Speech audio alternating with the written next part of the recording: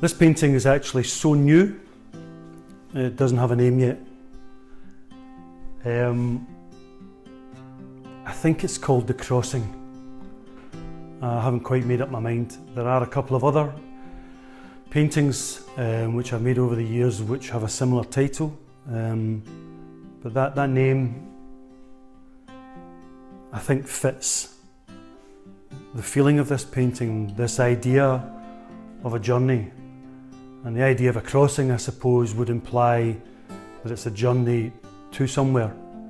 So there's an implied narrative in the painting. I wanted to speak to you about this painting because there are lots of elements in this particular piece which would give you an insight into the way that I work, and perhaps why I work the way I work. It's a big painting, as you can see, and the truth of the matter is, for me, left to my own devices, I would work big. That's what I do. That's what I do best. I initially always painted on a large scale, and I've had to learn over the years to work on a smaller scale. If you want to make a living as an artist, you have to be able to sell paintings, and the problem with this, actually interestingly, isn't just the price, although being an expensive painting, it's the scale. There are, as you would imagine, very few homes that would have a wall big enough to accommodate something like this.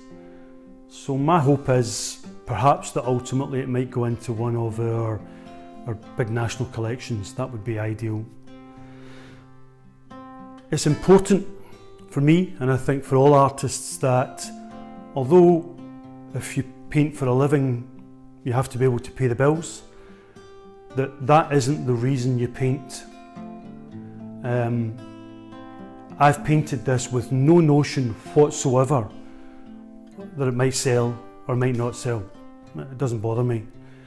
It's very, very important to me that I always have something on this scale which is happening in my studio, because actually this feeds the rest of the studio. I feel very excited about this painting. I love working on it, and this actually allows me, it feeds back into the rest of the studio and allows me to do some other things which are maybe a wee bit more challenging for me. There are aspects of this painting which I suppose point very clearly to the way that I work, and as I said, why I work the way I do. We have really areas of extreme contrast. This looseness, this amazing looseness of the paint around the figures, this very tonal, wintry landscape, which has been painted with almost abstract brushstrokes. That serves to act as a foil or as a contrast to the areas of extreme detail. That doesn't register just as powerfully if everything about it is painted to that same level of detail. It registers because of the looseness you see around it.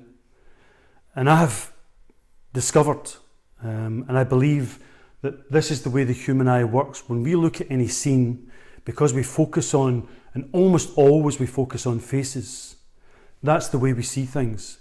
The detail is here, and we register what's around without needing to take in every inch of it.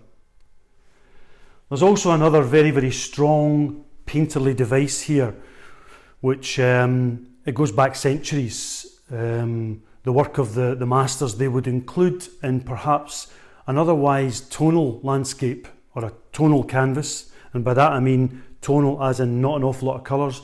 They would include one very strong colour, either in the form of a piece of drapery or perhaps a brightly coloured landscape somewhere in the distance.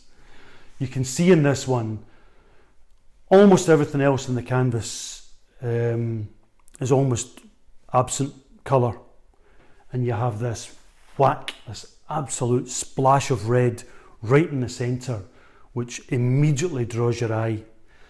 It's a very powerful painterly device. It's also a very powerful cinematic device. You'll see it used a lot in movies. That contrast between tonality and colour. The story behind this painting, I'd be kidding you on if I were to tell you that there was some big narrative here, that I knew exactly what was going on. The truth is I don't. There's an implied narrative. You believe that these people are on a journey, they're going somewhere. I haven't allowed myself to get bogged down with that. And perhaps that's part of the intrigue of the painting, is that you can decide. You can decide what the story is here, why they're going through the woods in winter, where they're going, rather than me spelling it all out for you, I suppose. The painting isn't actually finished. That might surprise you to hear looking at this, because probably it looks pretty finished. And it's a question I'm asked a lot: how long does a painting take? This painting from start to finish has taken me about 3 months so far. But the truth of it is, if this stays in the studio, I could spend another 3 months on this. To my eye, there's still quite a lot of work to be done in this upper range here. I'm not absolutely happy with the fabric in the jeans or the shoes. So all of these things, basically, if you think about a painting in terms of layers, 1, 2, 3, 4, 5, let's say, all of the things that I'm trying to do now are layer 5. It's these last wee bits of detail that really make the canvas sing. Those last wee layers which take it from being acceptable to really being something quite special.